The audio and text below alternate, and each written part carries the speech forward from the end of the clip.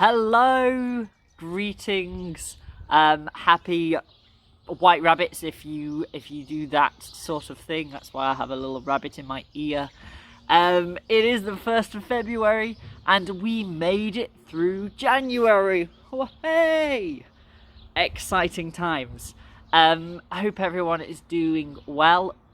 February, the shortest month. The cold weather is starting to leave us. The sun's coming out. I mean, look what a fine day it is today.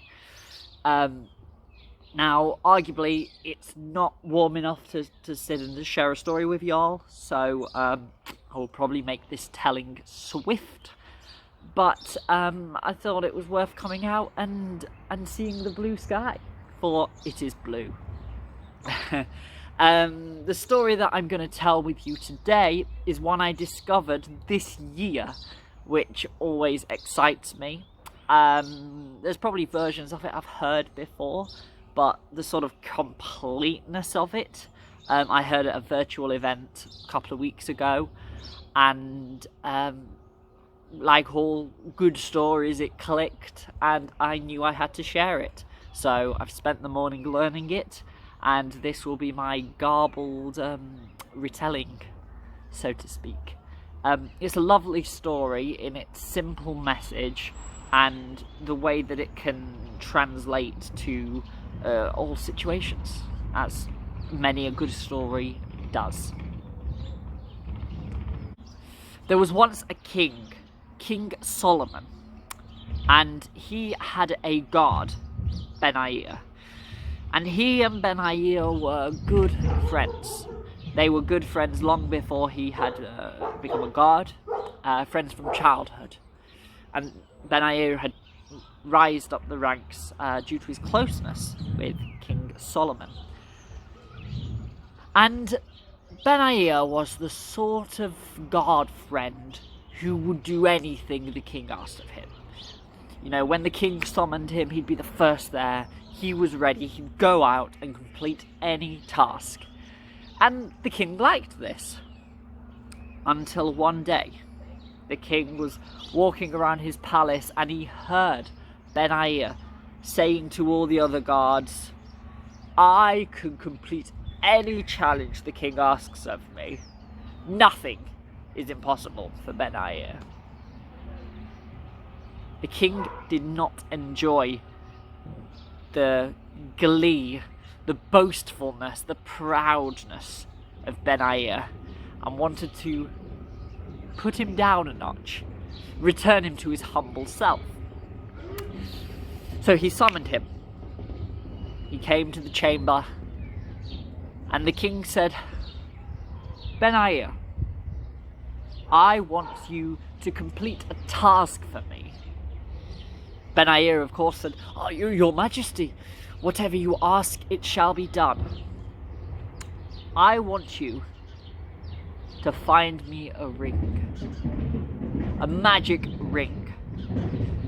A ring so that if a sad person was to look at it, they would instantly become happy.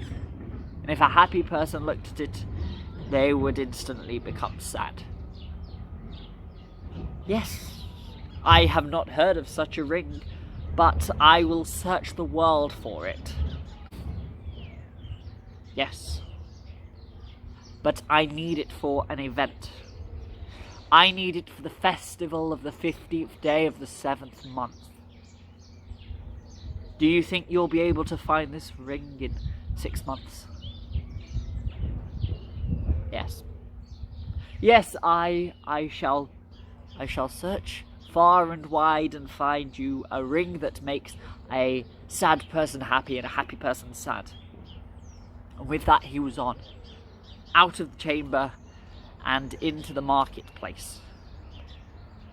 He looked around. He spoke to a few of the tradespersons, but they had not heard of such a ring. He was surprised how quickly the first day went. He felt like he spoke to everybody at that market, but not a single person could help him. By the end of the week, he was getting desperate. he thought he may have to go further afield.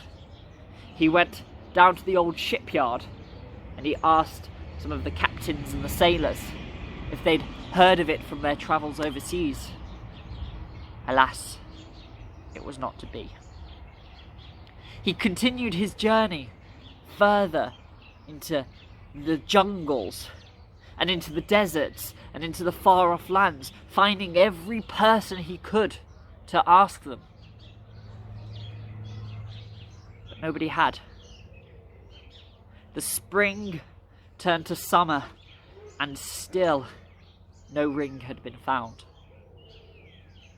Halfway through his challenge, there was a feeling of dread that came to him. A feeling that maybe he couldn't do this task. Maybe he actually would let the king down. But he fought it and continued on. Around the whole kingdom and further afield he searched, picking up rocks, looking in the sea and the waters, through old trinkets, up high, down low. But nowhere was there this ring.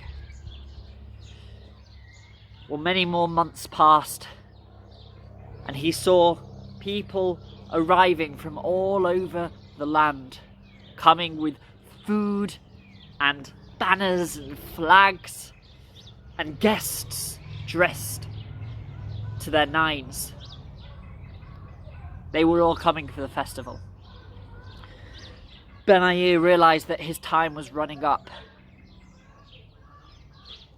He looked at the date and realised he had one evening left. Tomorrow he would have to see the king, and he would have to show them the ring or admit defeat.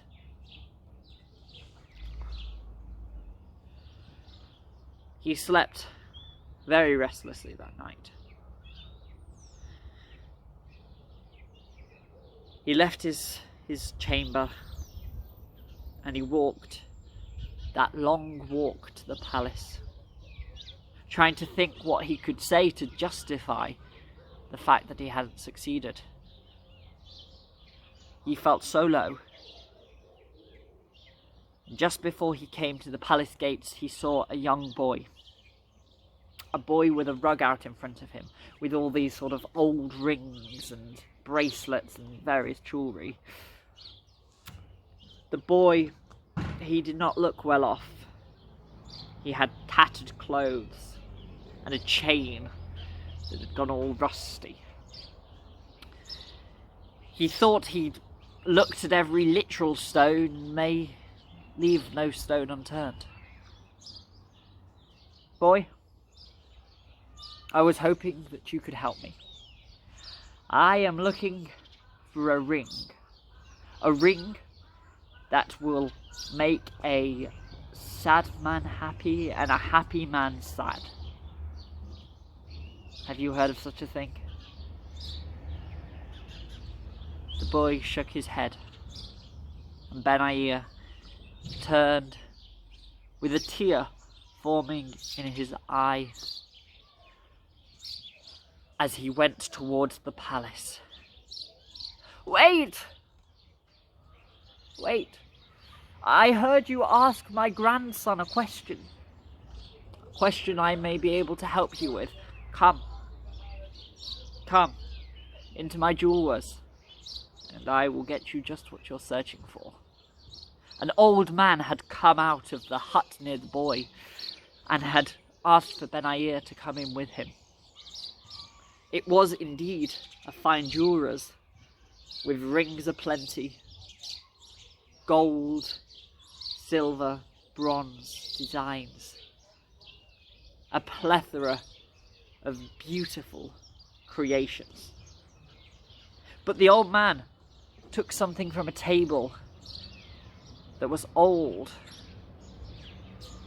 and not particularly glamorous. And then he took a knife and he began to inscribe on that old ring 3 symbols.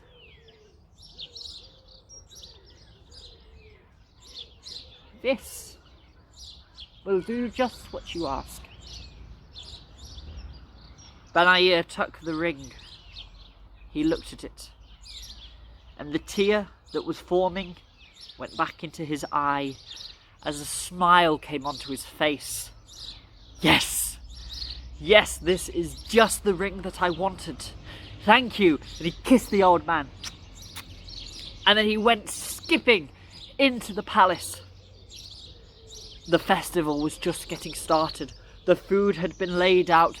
Dancers had begun performing to music. And King Solomon there saw his friend Ben-Air coming in, and he was happy. And he realised that he couldn't leave his friend upset for too long. He would pull off the plaster and reveal that the challenge was impossible. But Ben-Air went straight up to the king and showed him the ring, and the king took the ring and he looked at it and he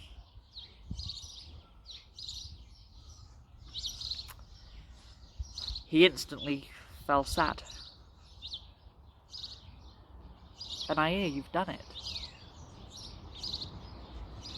This is the ring.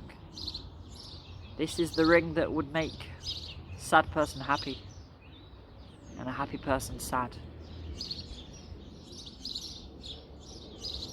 And with that, he took off his expensive gold ring and gave it to Ben-Air.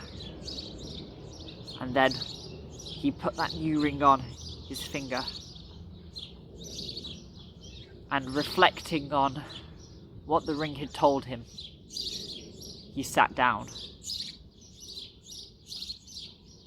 And the festival happened around him, but he was not a part of it. For the ring had made him realise that everything was temporary. That events would happen, and they would end. Seasons would change. Winter to spring. January to February. Love would come and go. Those three symbols that were inscribed on that ring was a Jewish phrase, which translated would mean, "This too shall pass." And ladies and gentlemen, if you're still suffering with the effects of the pandemic and the lockdown, if you're wanting to grab February by the horns and bloody nail it, just remember, this too shall pass. I've been James Little, and that is the tale that I have shared with you on this fine February afternoon. Well, you do know that the festival, the celebration of days, Sukkot, is it Sukkot? S-U-K-K-O-T, the festival of the 7th month, the 15th day of the 7th month. Let's do that. That sounds complicated and Jewish. You do know that the festival of the 7th day of the 15th month, that doesn't exist.